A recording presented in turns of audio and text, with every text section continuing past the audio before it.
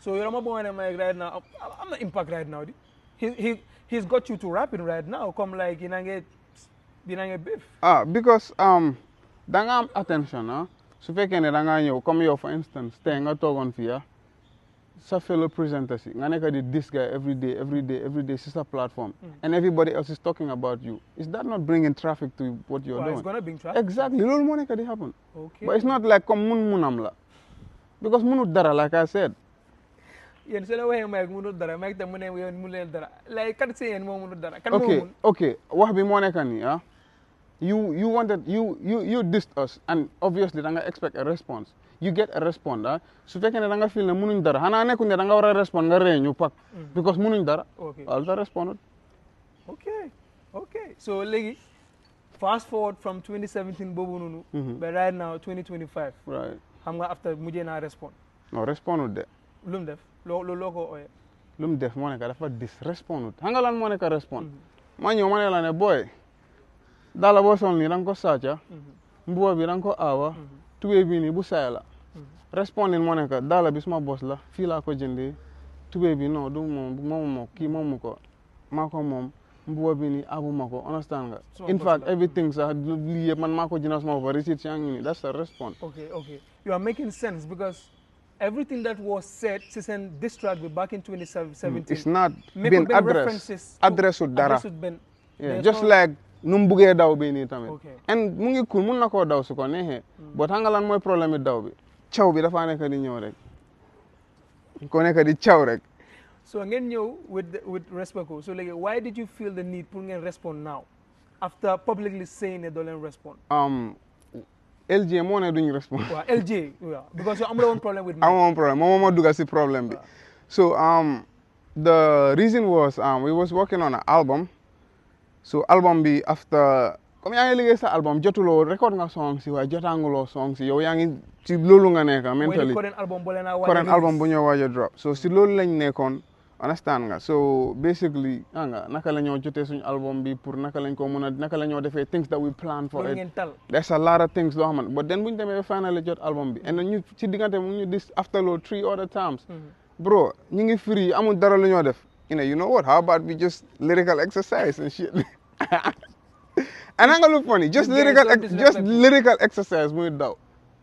Lyrical exercise muy daw. So you do on the main course, be brother.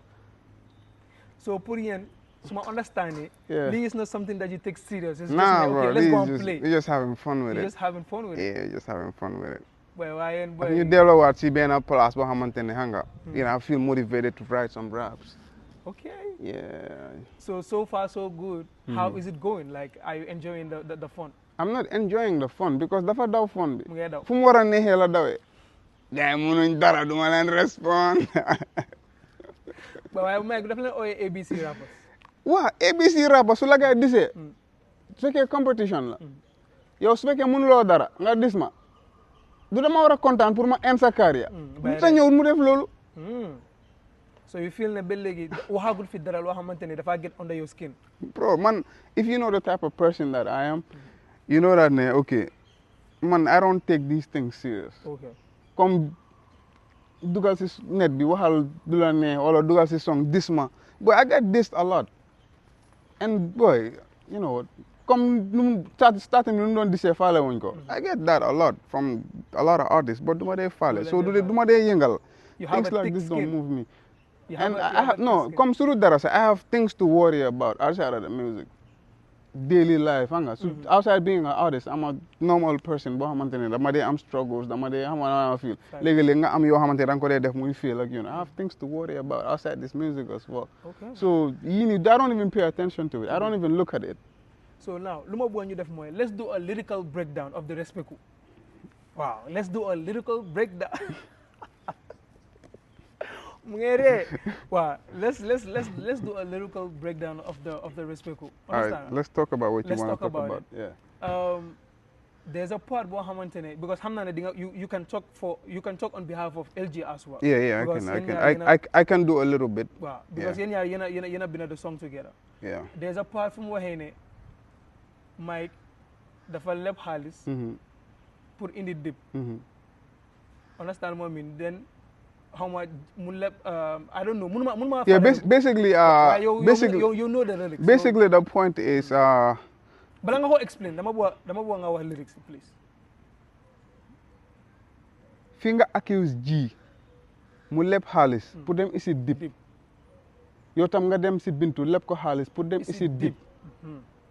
Boo feelee Bintu loo bi jàppala throw you in the deep. G moo ñëwaat génne xaalis pour nga free. That shit was deep. Now, not exactly, but this is the arrangement of it. Dafa mel ni sa loolu la sax. Ko finger accuse Gina leb na xaalis pour dem in the dip ba dan nga dem si Bintu leb ko xaalis pour dem in the dip te Bintu boo ko feelee loo bi teel a throw la in the deep. G moo ñëwaat génne xaalis pour nga free the shit was deep. So basically, it's like he's saying. Anga mona time G daf daan isi dip Gambia stadium. So around that time, isi na ko stadium, isi na ko fana Penchami Hall. Yóbbu na ko Farafenni tamit. Around that time, Myk Jayda was one of the guys ko xamantene he was hating. Mom, that's what he does. He's a hater. Su gisee kenn muy def dara muy walk daf ko dee naxari. He's façon xol bu ñuul boobu la amee. So G around that time daf dee nekk di clown G for loolu. Daf dee nekk di disrespect G for loolu. Daf dee wax ne G is not promoting Gambian music. Fekk G is benn artist boo xam ne business la nekk di def di indi artist pour am lum see ama feel because su indee G daf dee indi Gambian artists as well. Daf leen dee fay as well. Ngay create job opportunity for us as well. So léegi yow ngay wax kooku noonu dafa nekk di leb xaalis di isi dip. Yow nga dem fast forward yow tam nga dem leb xaalis pour isi dip waaye boo mënutee isi dip boo lebee xaalis mu léegi loolu fil na bu fa normally da nga war a delloo xaalis bi nga cuu xaalis bi léegi ñu teel a tëj la G beg ba génnee 100,000 among the xaalis pour fayal la sa bor boonu pour nga free si ko xamante ne moom nga doon clown moom nga doon disrespect all the time pour conduct business am and then yow nga ñëw fall si the same thing and then yow nga messed up mu ñëw mu free la xam nga loolu lan la woon G daf ko wax ne maa la gën si kanami everybody comme nekku ne loolu la wax but then that loolu la noonu la mel the whole act is like that noonu la nduru so moo tax sometimes balaa ngaa gis nit muy def dara nga ne kii mu ngay def lii ak lii xaaral ba nga nekk si place yi lu mel noonu nga soog a wax si yooyu noonu but comme bul dee toppa sa xol bu ñuul di hanga di downgrade people on the things that they are doing and how they conduct their business. That is one of the reasons lu tax ma rate seen diss track bi is because xam nga man dama dee wax ne bul dee diss nit just for the sake of diss. Yeah, honestly. Understand what I mean? I'm not saying this because of seen diss bi ak Myk. No, I'm just saying on a general perspective. Right. And to everyone that is watching, ko xamante ne you're an artist coming up or you're up there already. Will diss someone just for the sake of dissing? Like, you gotta have a purpose. Right. Like, out of that purpose, so you know that this bit of what I'm relevance, the what I'm significance. 100. Understand what I mean? 100. Yo, so it doesn't it.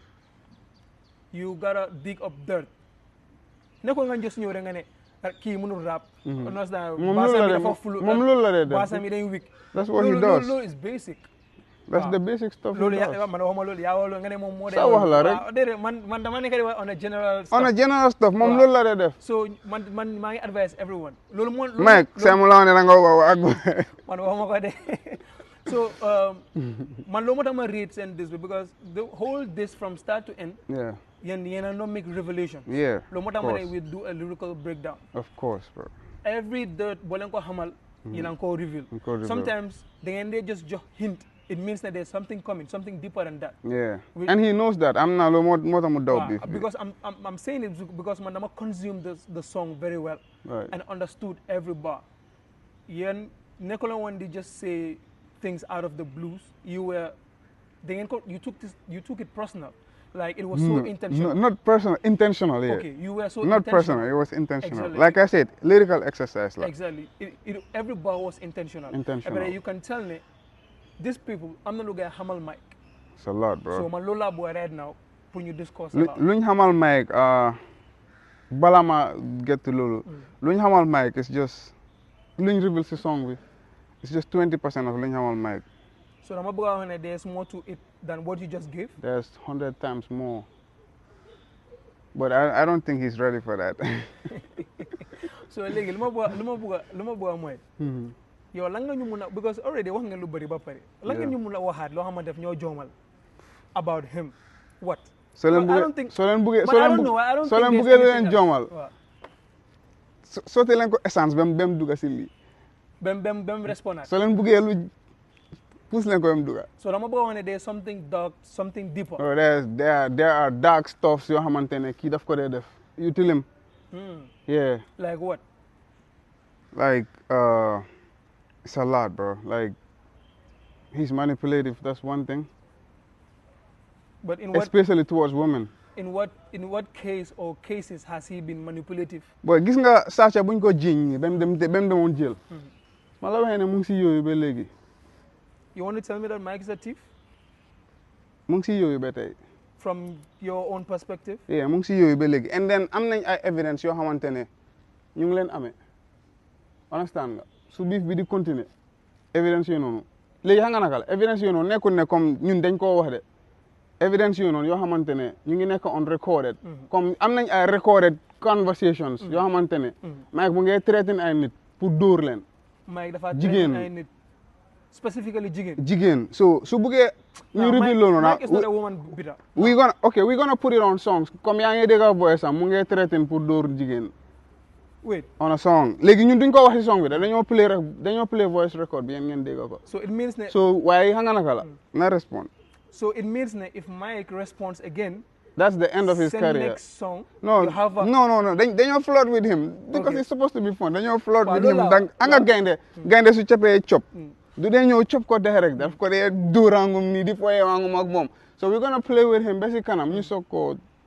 So dañ bëgg a fancy enjoy lii finally am nañ time pour lii mu bëgg a daw so dama bëgg a wax ne you have an evidence against him boo xamante ne seen next song su nekkee respond na bon ñu ngi amee ay receipts voice message ñu ngi amee ay receipts sax cepee ñu ngi ko fayal ay yenn bills like receipts déedéet boy dama mën a wax ne koo xamante ne he has 4 million in his account ay jigéen ñu ko boy maa bañ non maa bañ boy yow naka nga amee 4 million nga dem dëkk boy naka nga amee 4 million nga dem dëkk si palace boobu noonu palace bu ñu sudee suñu musique bi non yow da nga nekk di social boy non naka nga amee 4 million nga dëkk si palace boobu noonu non duma agree wéef bi si bunti kër bu mu nekk boy Myk was ready pour reveal loolu noonu on an interview reveal bu bëgg a woon kooku noonu accountam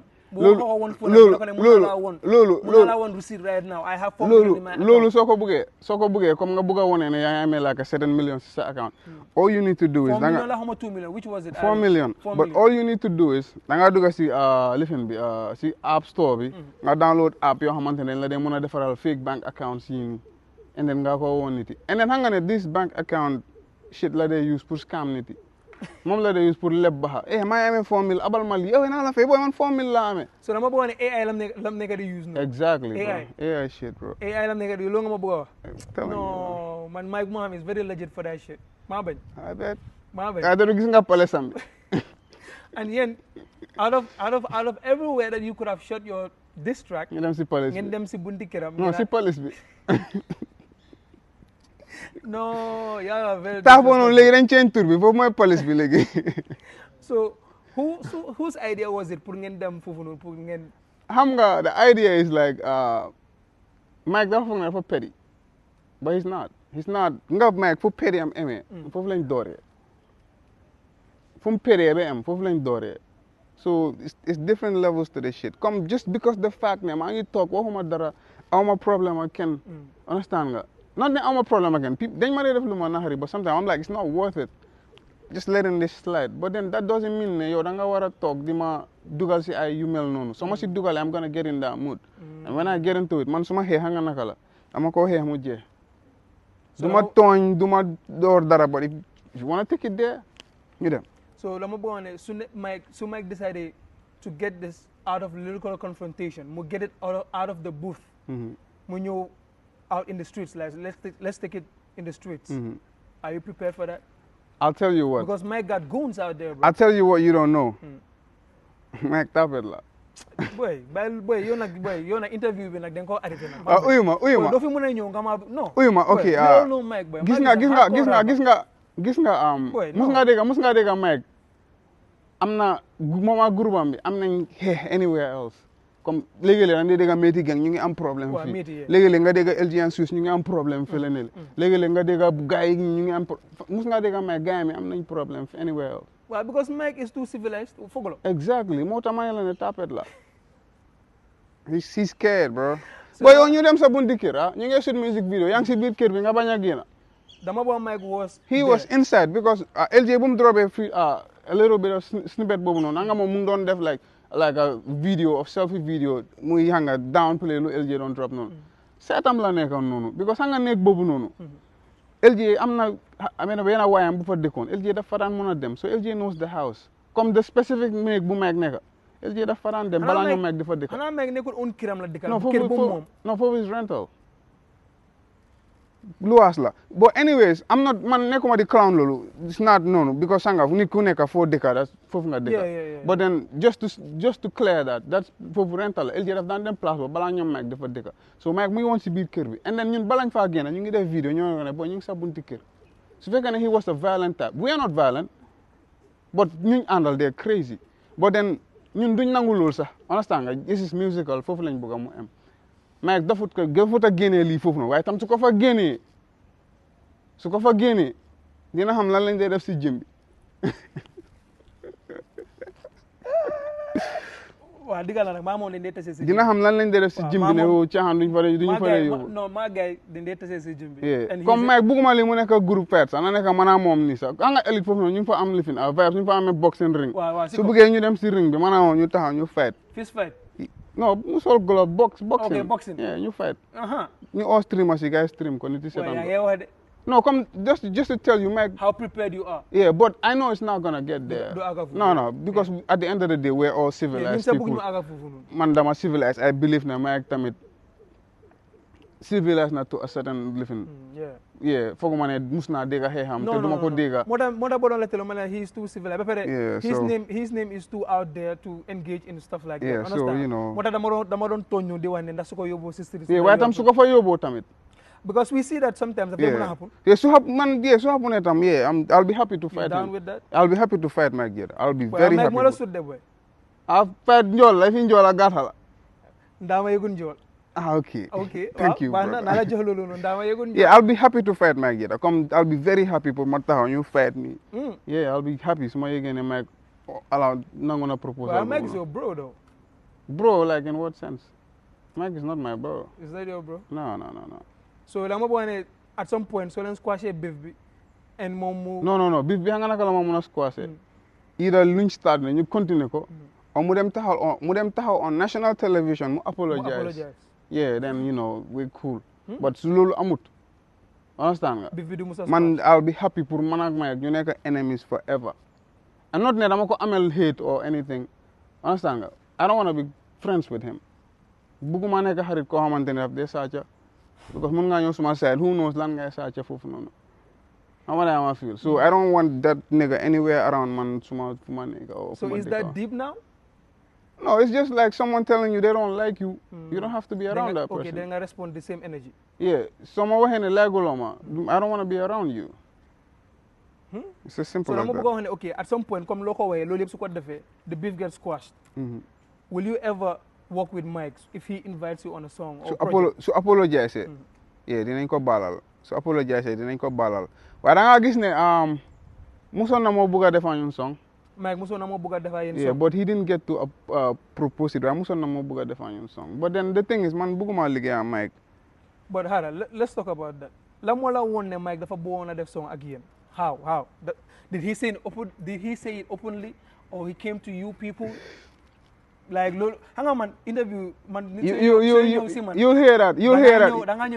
You'll hear. Okay. You'll hear the receipt. You'll hear the receipt on one of the songs. Okay. You'll hear the receipt there. Come no mala ko here. Come legi come bu habisa su buge bari. Receipt ya drop. Come su buge bari ni receipt ya drop there. You can go AI on it. Ngeen dem fake his voice. Yeah, dafa dega olof. Yeah, dafa de dit. Yeah, dafa dotom. Yeen dafa melni am ngeen dara ko. Yeah, dafa dotom. Guy, dafa def lool. Okay, so dama bëgg wax ne Myk musul na propose. Parce que de nga dit ak olof di nga xam ne moom la. Well, anyways. I bet. Anyways, I will give you the benefit of the doubt. Su ko wédé rek ñu drop ko. I can't wait to hear that con. Aye, bro. Part 2 di nga déggal loolu. So back to the lyrical breakdown. Let's get to your part. I think you can elaborate more on your part. There are instances for Hamantene Yotamit. You made mention of Myk si yu moo def daal understand what I mean. Yeah, I did. One of them bu ma mun a fàttaliku mooy dafa dem stage. mu disrespect papa. According to you. According to me. That's according to me. Okay. Lan la Myk def luy wone ne Myk is disrespecting his dad because loolu mënuma ko understand. Man xam nga dama bëgg a loolu mun de wax. Let us prove it. Let us prove it. Yeah, I'm here. Man fi loolu. Let's prove that. I'll gladly do that. Comme lu ma dee wax comme the advice ma doon joxe initially. du ma dee bëgg nit mu just diss for the sake of dissing. There is no receipt. Understand what I mean? It has to be legit. Loo mun di wax. that boo nekk di wax on your up. na nekk loo xamante ne is facts. So loolu ba pare loolu is serious, no? It's serious. So okay, doguma la. But talking about that, not disrespect as in, hey, dad birama ni dad birama nele dad demal ni na, not that type of disrespect. But right now, nekuma di tibes my example be from mom. But like for instance, like on a Father's Day, nga come on a Father's Day, nga taxaw nga ne Happy Father's Day to my mom, for instance. I'm gonna lose disrespect towards your dad.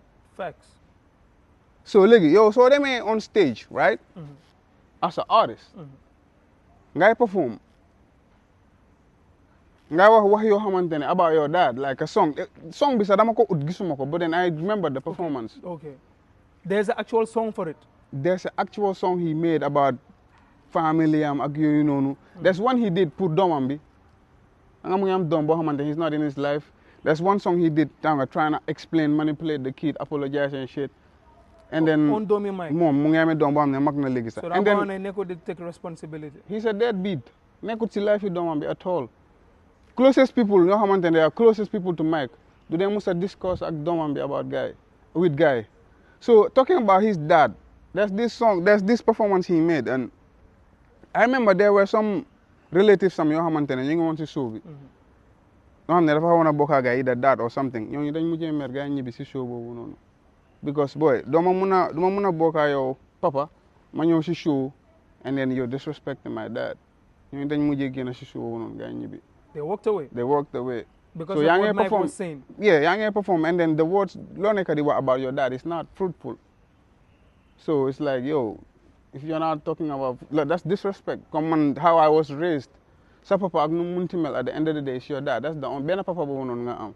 You don't have two dads. That's the only one. So anything lo xamantene dang ko wax is below par, is disrespect. It's Islam. So it's disrespect at the end of the day. So dude, them not on stage, they disrespect papa. So su fekkee ne kooku sañ na moo disrespect papa, foog nga ne na ma bàyyi ak yow. Daf ñoo disrespect every chance. Moo tax right now mu ngi disrespect industry bi because amut yar. Upbringing bi baaxut. So it's easy pour nga ñëw taxaw nga disrespect everybody because to disrespect your dad is normal to you. You can do it to everybody. So it's like simple as that. And then talking about parents, I'm gonna say that. I'm gonna say that. About this parent thing, mentioning parents, Myk moo commencé fi parents yi. Songam bi moo njëkk a génn suñ boss. Moom moo ñëw mu ne gars yi shoot vidéo suma bunti kër joxuñ ma respect gars seen yaay na ma jox cër. Okay. Seen mom. The mama, like mother. Okay. Angale la use, American slang. American slang bi. Mama, seen mama na ma jox cër. Moom moo njëkk a anga Gambia duñ dee wax ku tooñ de ku feeku lañ de wax. Moo tax nag comme su fekkee ne da nga naa jooy yëfi yaay yi nii moo ko commencé te man duma ko bàyyi de. Damaa waxaat yaayam de. Because moo indi yëfi yaay yi nii te man soo dugalee suma yaay tamit laal nga ma. So su bugut ko wax yaayam na bàyyi yaay jàmbur yi. So dama bëggoon ne Myk started the parenting moom moo start and then not only si song bi la ko starté de. Daf daan nekk on social media. Di wax ne laajal sa yaay may sa baay. And then bu mu drobee song bu noonu mu ngi post something I was told mu ngi wax ne tayi laa gën a réew sax because yow da nga disrespect suma yaay nga wax ne yow tayi nga gën a réew and you expect me to let that shit slide. Yow sa yaay mooy kan nga ne da nga tudda suma yaay ma bàyyi sa yaay xanaa sa yaay dafa gën suma yaay. Exactly so man soo mentionné suma yaay dama mention sa yaay and then yëfi yaay bi nii moom moo ko commencé moo tax ñun tam ñu yóbbu ko foofu noonu su laalutoon yëfi yaay duñu laal yëfi yaay soo bàyyi xel suñu song bi di nga bàyyi xel ne there are parts yu bari yoo xamante ne nekkuñ ci perform B-roll si yaa nekk di daw di nga xam ne obviously am na some things are edited there so dafa mention yaay ñun tam ñu dugal yaayam so bu mu jooy because mention ne yaayam because moo njëkk a mention suñu yaay so looy jooy Myk dafa nekk di jooy dafa ngay jooy di xanaa Myk dafa ragal loolu hay Myk dafa ñeme loolu anyways pour ñu wrap up the Myk whole because the thing is mun ñoo na def this interview without having a deep understanding of what transpired between yéen ak Myk understand so loolu moo taxoon a huge part of the interview foog ñu wax loolu pour ñu mën a isi leeraange pour nit ñi mën a understand sure the whole beef ba pare sometimes fans itam dañ dee desire pour understand because buñ dropee a lot of people are talking y'all are talking about parents but then the funny thing is moom mu ngi drop just few days before us and he's talking about parents kenn waxut waaye xam nga dóor bi su safee jooy bi daf dee gën a loud jooy bi daf dee gën a métti but why do you think Myk ba léegi release a got a whole diss track to you like a whole song to you ñeme ñu loolu why do you think la moo tax moom mu dee just def few lines or a line or two or mu just mention leen benn for instance the goofy thing or ABC why is there not a whole diss track that is like thrown to you guys why ñun Myk ñu ngi ko just Myk ñun ñu ngi ko just 70 bars of verses wow 70 bars yeah su fekkee 70 bars la lay jox and yow the only thing you can do is 2 bar that tells you you're not the king of bar for bar boo dee oote wuloo ko de because ñun 70 lañ la jox 70 bars di la caw 70 bars all you got to do is anga gars yi mënuñ rap waaw loolu moom he says that a lot of times gars yi mënuñ rap su fekkee man mënuma rap mënut rap yeah but you can't tell me that and then at the end of the day moom su fekkee noonu la ko gisee so be it bro so what positive side can you tell me about Myk Jayda ban side si mun rap one positive side nga ma mun a wax about Myk what is his strength since yéen da ngeen ko overcome to that level no not loolu sax but then you have to give him something wow Myk Jayda at the end of the day mu ngi try understand nga even though da nga feel ne dafa selfish boppam la fa dee nekkal but then at the end of the day is pushing towards somewhere so mu ngi try nga so you have to give him that mu ngi try mu ngi push okay no ko sofalee nii mu ngi try nga mu ngi def defam and then you know you have to give him that and léegi-léeg nga cappa mu def collab with the kids coming up even though daf dee dugal guys si wrong songs so bu ngeen put the kids on you don't put them on songs that you're dissing other guys fa mu ne yaa ngi dugal guys si problems yoo xamante ne gars dañ ko war a inherit in the future which is bad for them ñoom ñu ngi ñëw they need everybody so yaa ngi already separate guy from other xam nga ma feel yeah but I like the fact that mu ngi try to put him but he's doing it wrongly so dafa need pour jàng pour understand a lot of things 20 years in the game ba pare yaa ngi def mistakes yu bon yi ba léegi is bad so dama bëgg da nga ko bëgg school nii yeah na ñëw suñ school bi because ñu ngi bëgg a jàng indi ubbi school of comme jàngal nit way of life not just rap but xam nga nit ki nga bàyyi saaca ak yu mel noonu xam nga life bi waaye mu ne moom mu ngi propose ne pour ngeen ñëw si school am bi mu ngi ñëw ubbi rap school waaw dinañ ngeen fay just $15 waaw dina ñëw si school am bi waaye moom tam na ñëw si school yi bàyyi saaca bi mu ñëw ñun tam ñu jàng ko ñun free lañ ko jëlee mu bàyyi saaca kat boobu bon bi so finally pour ñu wrap up the Myk thing because you have an album to talk about understand what I mean because we're about to go for a break so ñëwee we discuss about the album then we wrap up the interview finally right now balaa xamuñ na dina respond du respond waaw finally right now si interview bi la nga bëgg a close this chapter what would you want Gambian people to know about this whole beef ak ban message nga bëgg a send to Myk right now loolu dama bëgg nga team caméra bi nii Myk lu ma am pour wax Myk mooy xam nga loo dee def dafa yomba torop understand nga xëy suba dis ñëpp obviously nañ la coowee soo jógee saaga nit yëpp obviously nañ la coowee so bayal bugga lu yomba nga tanga boy hard labor bro nga tanga at least boy nga tanga nga naka la ko de nga ñefe xam nga bay yu yomba yooyu noonu boy waaw loolu la rek after ñu dem ñu ñëwaat boy so dama bëgg ne is cheap labor boy dafa yomba torop boy anyways stay tuned don't go anywhere fu ñu ko tiini right now understand ne mu ngi over like tension baa ngi high but when we are back we're going to talk about their upcoming album and then we wrap up the interview stay tuned Badua for Barakosinana. Fadua for Barakosinana. Fadua for Barakosinana.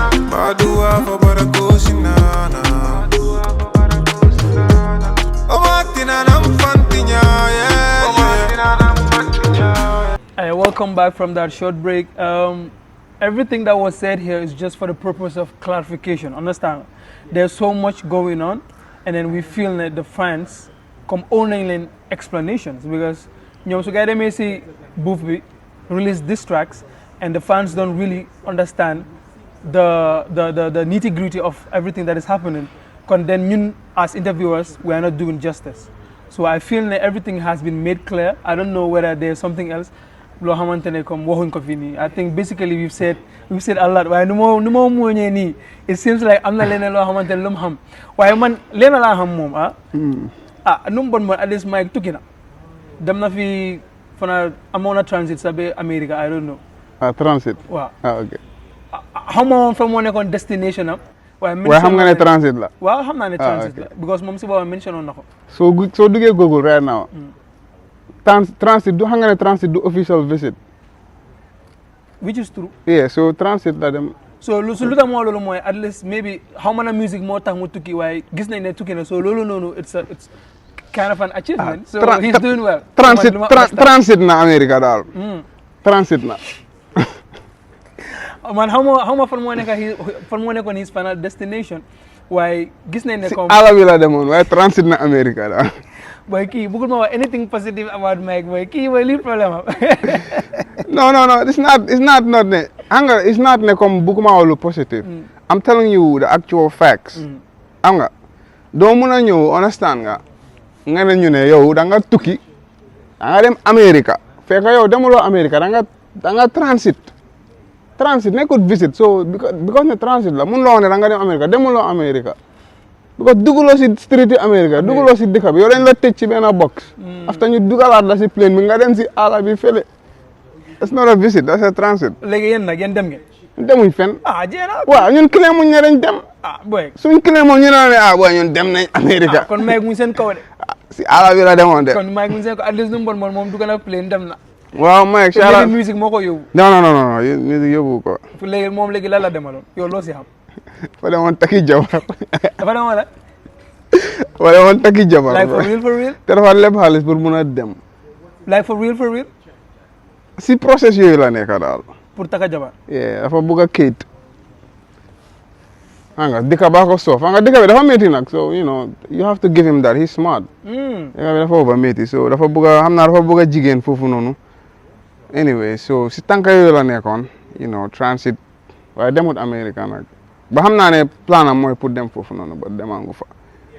so yow even moom steps yu ma waaj a jël sax dafa mel ni yow yeah yu jànga rek. I have eyes everywhere xam nga. Anyways, man, I was thinking because he does music. I was thinking. No. Music has to do with music. No, it's not. Not has to do. I'm dara put for music, bro. No, nothing to do with music. Anyways. But it's a positive. Speaking of mom non logo hole.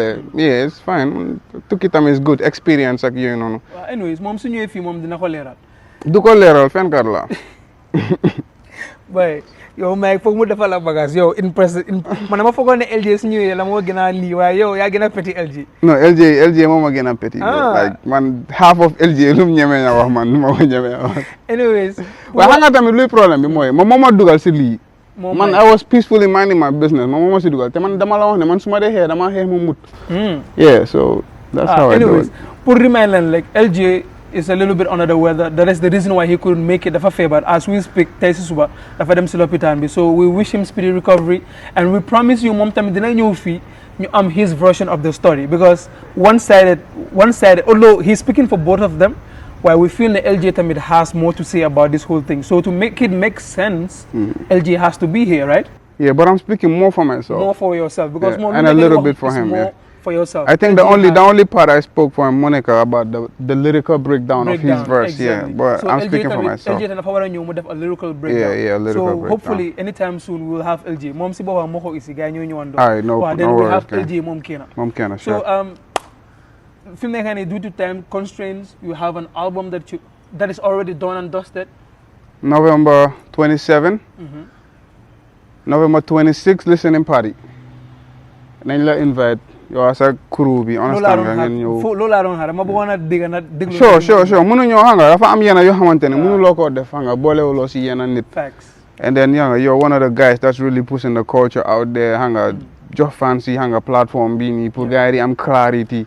You know, so yang push pour hanga industry bi, and then mënuñu def hanga listening party and then without having you present Yeah, the so ground. we'll be there, inshallah, to grace the occasion. Sure. Yeah. So how many songs do you have on the album? 12 tracks album. Local boy. Léegi tey mu ñëw. That's the name of the album. Local boy. Yeah. Local boy. Local boy. What inspired the name Local Boy? Album bi is like a transition of ñun fan lañ nekk in life right now, fan lañ jógee ak fan lañ nekk in life right now. Agaanguñ fuñ bugg a dem waaye romba nañ fuñ jógee. So we're somewhere. You get chase success, but we're not there. But we're close. Somewhere in between.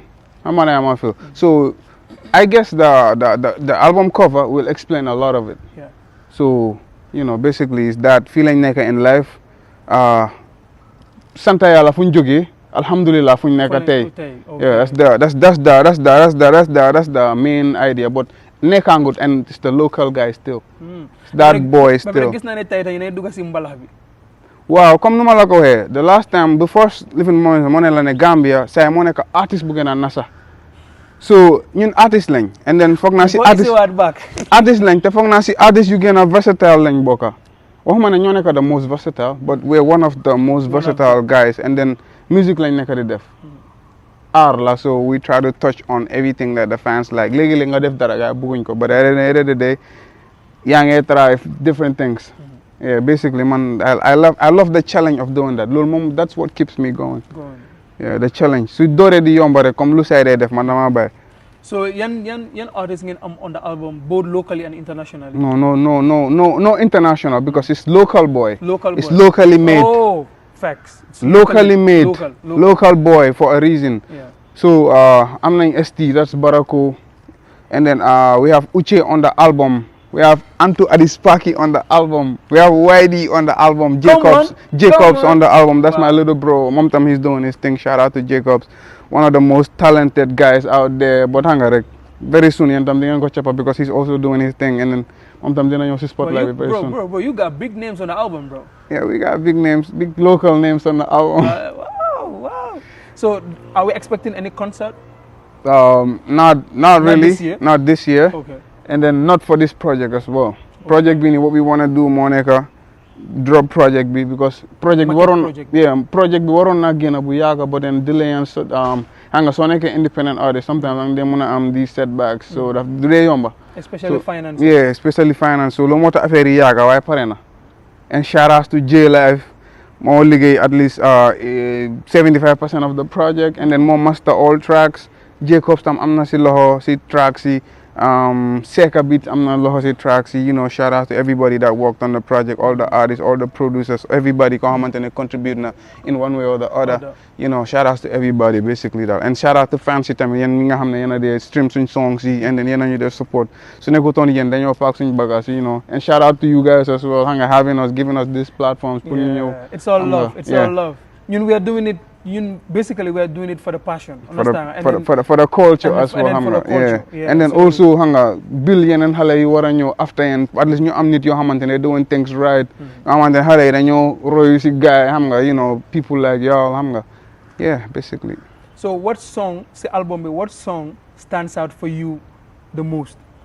In particular. The problem I have is I forgot we have A2 on the album, bro. A2. I love the song we have with A2. The reason why that's my falakalo tutti pull ni so A2 nafa many artists yebla buga lakalo. So that's my lakal tutti pull. I love that song. And then I also love the song we did with Antu. Yeah, I feel like that song is special. I feel like that song is special. The one we did with Antu and then the one we did with A2 right now, is my favorite because I'm a piano and you will know. So I'm going to do a freestyle of one of them. Come see either you sing wala nga rap wala nga njëkka sing then after nga rap or nga just sing or just rap anyone. Yang mau buka rap wow, it's a culture because balal na la performance bi nga ñu waro na perform. I bet. So if it wasn't for my friends and my family then I would be a nobody. Ninkodi tete bulu jang mobile kete distant cause you want nobody. Mota duma nangu kuma disrespect cause hey, I already know. Album bangé Bukan nangu. ñëw Jayda and then you know the songs basically is you know xam nga to impact people's lives and then also to make people dance as well. Giving you different emotions of hunger, fan lañ nekk in life and hunger. Lan la the local Gambian naka la nekk di dundee. Everything is on the album basically. Some songs are really personal, some songs are motivational. Hunger, you mel noonu yëpp a fa nekk. Basically everything is on the album. Okay. So right now, fan ngeen a sentu sen bopa in few years to come right now. Xam nga man like I said always man I think of here first before anywhere. Comme fii nga war a njëkk a def loo war a def yëpp balaa nga xalaat ci biti but basically tam ñun tam xam nga bëgg nañoo start di comme push culture bi push music bi outside bëgg nañoo start di dem xam nga jaay Gambian music comme platforms like xam nga Summer Jam xam nga yu mel noonu ñun tam bëgg nañoo dem represent place yooyu noonu ama platforms yooyu noonu right now loolu mooy target bi daal. Okay. Summer Jam. Wow, okay. Amago ben promoter bu leen reach out to you for an international gig so far? No, so far not really. Okay. Because xam nga rek comme scene bi nu mu dee demee like I said sometimes najante bi daf Daf dee dee am. xala bias. We talked about that behind closed doors Yeah. but still you know comme man lu ma gëm moo nekk work on yourself. Lu jot yomb. Make the product so good ba nga xamante ne gars duñ ko mën a ignore no matter what so basically loolu la. So finally, bala ñoo wrap up the interview, what are your final remarks for today? Because obviously di nga ñëwaat. You know, final remarks moo nekk tanga du ma wax lu bari but di la jaajëfal for having us, for having me here today. Yeah. Even though LJ mul ko wanna make because of some whatever reason, but then hanga, we still proceed and hanga, I'm leaning and then you're also planning to have him, you know, shout outs to you for that and then, you know, jaajëfal fans yi wax yombut. Yombut moom. And then Yeah. there's a possibility wax naa fi or wax nañ fi loo xamante ne am na ñoo xamante ne métti na leen. moo xam ne suma fans lañ moo xam ne fans yi ñu nekk di waxal la but then at the end of the day the purpose of lu ñoo nekk di wax nii yëpp is not to hurt anybody even not to hurt the person that we was talking about here it's just facts yoo xamante ne dañ ko war a reveal but maintenant am na nuñ ko waxee warut a demee noonu so ñu ngi jégalu si anything loo xamante ne def nañ ko and then waruñ koo wax o yu mel noonu wax yombut yeah and then you know tap in thank you Anga for listening and then for always supporting and thank you for having us too. Danga mun. My brother. Danga seer. Respect. Boy, dafa mel ni bagage yi ngay ñëw de. Boy, dara ñëwaangut. Waaye wala doole baa ngi fa. Bagage yi ngay ñëw de. Feeñut waaye doole baa ngi fa. Waaw yow ma laa jaajëfal, you understand what I mean. Thank you for gracing this interview. Sure. We had it before this, understand, on camera, off camera. Yeah. I mean, this is the first time I hear talk. Sure. But we've known each other for yeah, ages. yeah. You know, Yep, see you right now you're bad family. man. Yeah, so family thank you shit. for gracing this interview. Thank you for having to every us, gang. viewer out there, I want to say thank you very much. This is just part 1 of the interview. We will have part 2, and part 2 will be LJ to come and spill the beans. Because Momtami he has his own side of the story. Understand? One-sided. Comme dafa des am na cafka bu fa nekk boo xamante ne moom su ñëwee moom moo ko faa yokka. Right. It's been very, very interactive. It was nice, amazing. Everything that was said, season distract bi moom ñëw na mu leeral ko and fa la dis bi jógee. So I feel ne as an interviewer suma bring it on up loolu noonu yëpp then I've failed as an interviewer. Yeah. Understand? Honest. So man I feel ne so far so good. I've done a good job man si man lu ma fa. Yeah. Wow. So dafa des yéen ñu ko consume. So thank you to the Bakaraji management for giving us this space again. You know, and thank you to our subscribers. If you haven't subscribed to the channel, go to YouTube, Churchill Ballet Official, Churchill Ballet Official. Subscribe to the channel so that you get notified soon drop any video because soon content do nekk on just entertainment but current affairs, sports. We'll be doing a lot. Understand what I mean? So till I come your way again, we were vibing with Swizz, you know, and Churchill Ballet. Peace. We out.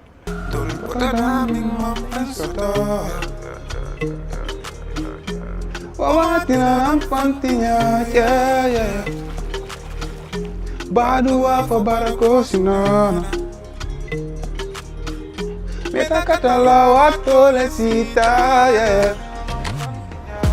Badua for Barakosinana. Badua for Barakosinana. Badua for Barakosinana. Hey, come on. Badua for Barakosinana. Omatina nam fantinya, yeah. No. Barke du jema, Fe wone katanam. barke mota mang si win hawa nyaka man, barke la yore suma yaay jeka barke man, bubu barke ta su don taw dina taka man. Problem yi chop mer bi ma am. Problem yi job, Ma gëna ñëfé man. Problem yi du jëm nobody gives a damn. Problem yi tekki ñu la lolu mo fi am. Bota da min man sen soto. Buka si man soto ko geto. Sama kono kapoto long di sal. Bota da min man pen soto. Come on. Pen soto. Omatina nam fantinya, yeah. No. Badua for barakosinana. Meta katala wato lesita, yeah. No. Badua for barakosinana. Fadua for barakosinana. Fadua for barakosinana. Badua for barakosinana. Hey.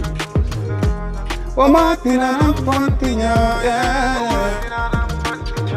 Bisal kijang, sino dijang, kani manyenenga wasulole bijang, ani kijang, kujenge dijang, dokuni tarako soda male bijang, akilo bijang, wakilo bijang, manjiki mola rescue dijang, bata bijang, meta batala jang, ibatu ngafale ngamita kijang. Bota damin man pen soto, na saliba man sirang soto, na boli ba emano soto, bari na duram ba man subo soto. Bota damin man pen soto. Omatina nam fantinya, yeah. Padua for barakosinana. Meta katala wato lesita, yeah. Padua for barakosinana. Padua for barakosinana. Padua for barakosinana. Omatina nam fantinya, yeah. It's True Life Music.